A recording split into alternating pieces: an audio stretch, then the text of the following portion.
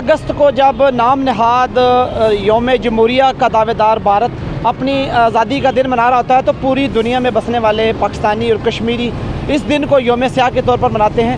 आज भी पूरी दुनिया में जो है वो यौम स्याह मनाया जा रहा है। इस वक्त डिप्टी कमिश्नर ऑफिस से आज़ाद कश्मीर हुकूमत की कॉल पर जो है वो एक रैली निकाली गई है जो चौक शहीदा में आकर मुजाहिरीन ने खिताब भी किया है। और इस हवाले से मुजाहिरीन का ये कहना था कि भारत जो नाम नहाद जमहूरियत का डंडोरा पीटता है वो कश्मीरियों पर जुल्म और सितम का जो बाज़ार उसने गर्म कर रखा है वो फिलफौर बंद करें और कश्मीरियों के साथ जो उनका हक़ उदरादियत है कश्मीरियों को वो फौरी तौर पर दें।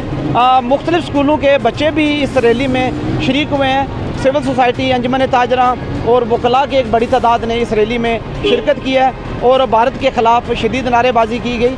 आखिर में एक करारदाद भी पेश की गई और कश्मीर के जो मकबूजा कश्मीर के बहन भाई जो हमारे शहीद हो चुके हैं उनके लिए ख़ुसूसी तौर पर दुआ भी की गई।